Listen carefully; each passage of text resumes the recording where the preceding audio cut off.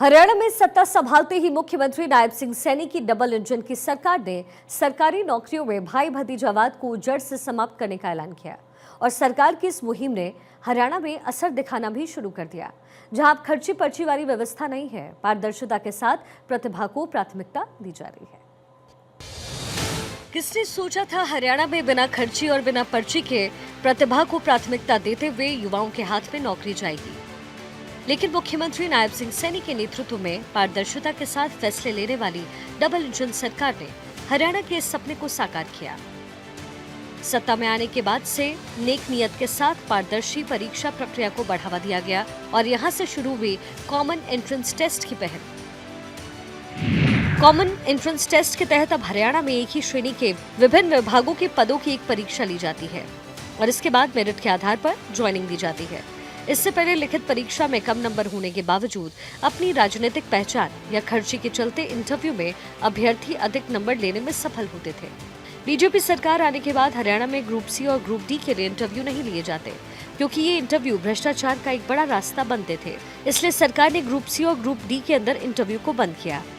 सरकार के इस फैसले की दिल से सराहना आज हरियाणा के युवा कर रहे हैं, क्योंकि उनको पता है कि प्रतिभा को प्राथमिकता देने वाली सरकार उनके साथ खड़ी है।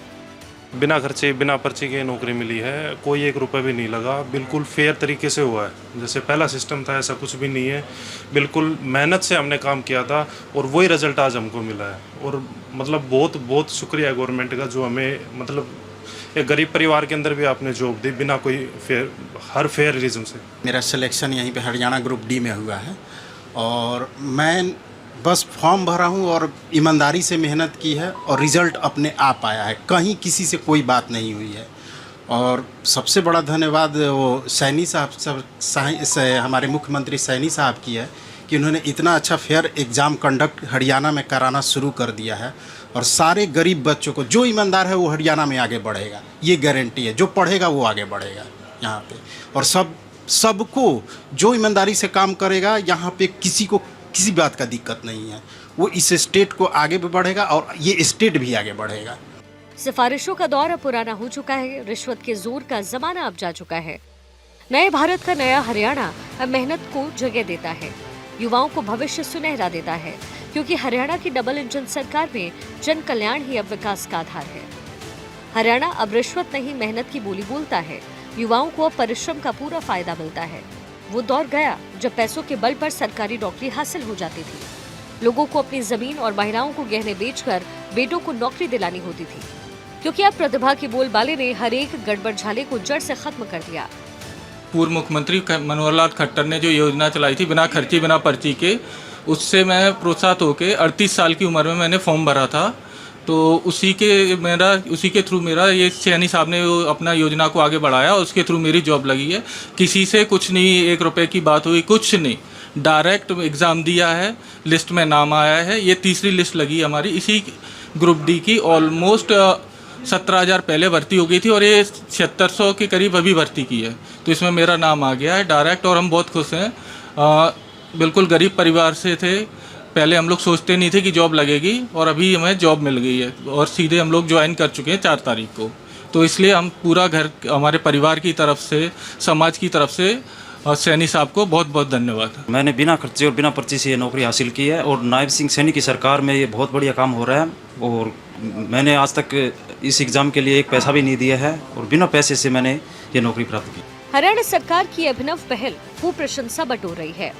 मेरिट के आधार पर प्रतिभावान युवाओं को उनका अधिकार देने की सराहना करते हुए खुद देश के गृह मंत्री अमित शाह भी हरियाणा सरकार की पीठ थपथपा चुके हैं।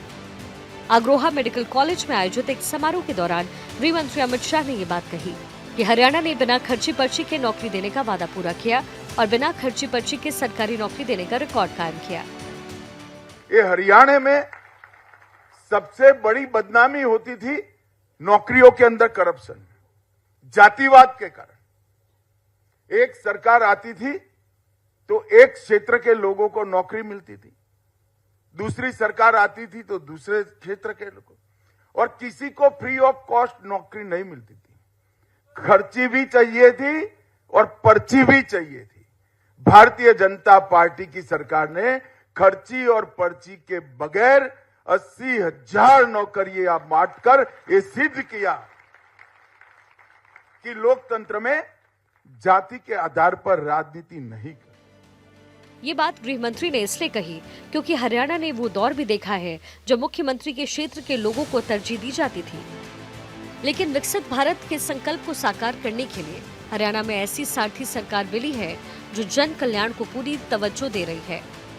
डबल इंजन की सरकार में आज उन लोगों को भी नौकरी मिली जो प्रतिभा और मेहनत होने के बावजूद सरकारी नौकरी में भ्रष्टाचार को देख उम्मीद भी खो बैठे थे, और आज उनके सपने साकार हो रहे हैं जो हरियाणा के साथ देश के विकास में अपना हाथ बटाना चाहते हैं।